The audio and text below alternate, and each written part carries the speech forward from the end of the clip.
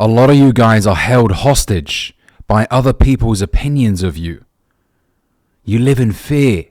You're afraid of making a mistake in case your family or friends are like, ha, we knew you'd fuck up. We knew that business wasn't going to work out. I told you shouldn't have done music. We knew both of you weren't going to work out. I told you that relationship was stupid from the beginning. You're terrified of what other people may say. And you live to please them. People that live in fear of other people's opinions often become people pleasers. They do things that they don't want to do. But they do it because it gets the appreciation and the applause from the people that they're afraid of upsetting. Now, as long as what you're doing is moral, legal, and ethical, then do whatever the fuck you want to do. Because the reality is, most people aren't even thinking of you right now. They're not. Yeah, occasionally you may pop into somebody's mind.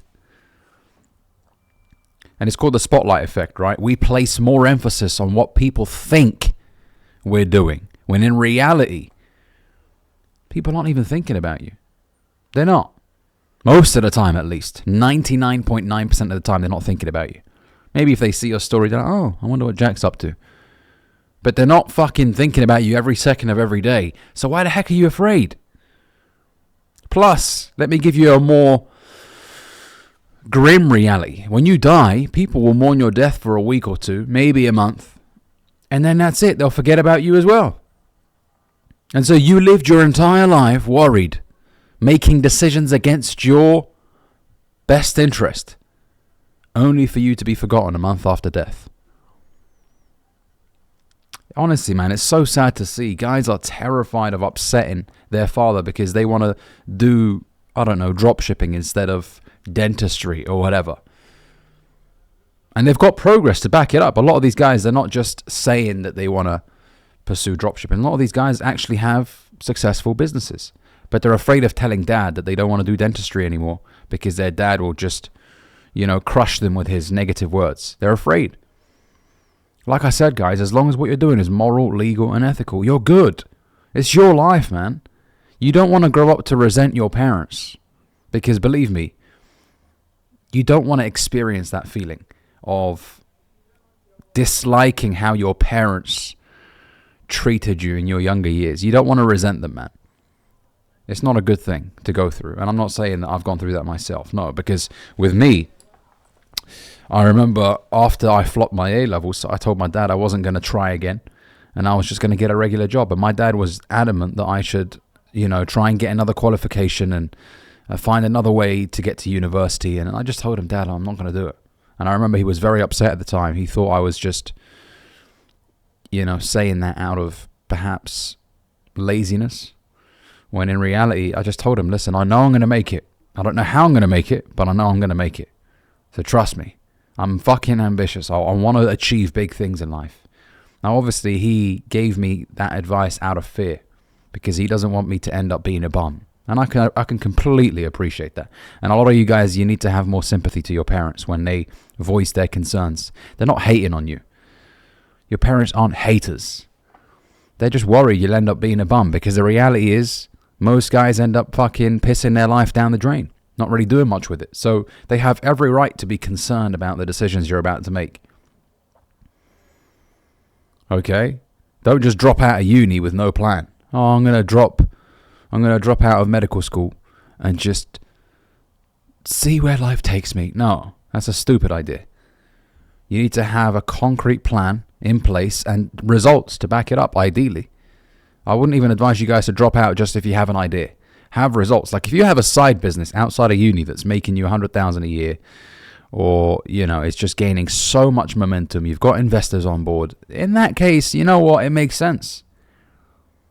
But if you're dropping out and just hoping, because I'll tell you what, not everybody's cut out to be an entrepreneur. It's a lot of stress. It's harder to be an entrepreneur than it is working for someone else. It definitely is. And I know some of you guys who run businesses would agree with me on this. Because you are the man that has all the burden on his shoulders. At least when you work for somebody else.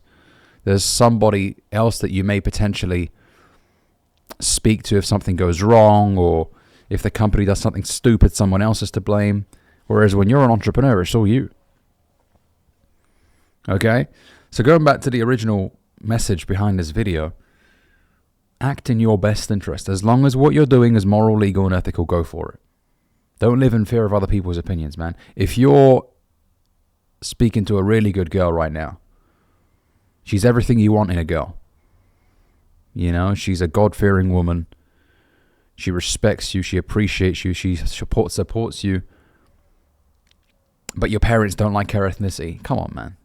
That's just immaturity from your parents' perspective. It is. You know, it's silly. When I hear stories of young guys telling me, my parents don't want me to marry this girl because she's from this country, I'm like... And then I'll ask the guy, is she a good woman? You know, does she have everything that you want in a woman? Yeah, she does. Yeah, okay. Normally, I would say take on board your parents' opinions. Take them on board in terms of listen to them. But if they say, no, don't marry her because she's from this country, that's just stupid. That's just stupid. And the same thing with careers. If you want to do law instead of medicine, because maybe your dad was a doctor and he wants you to do medicine as well, and you say, nah, Dad, it's not for me, and he gets upset and angry. I mean, look, I don't want you to get into a verbal argument with him, start shouting at each other, and nah.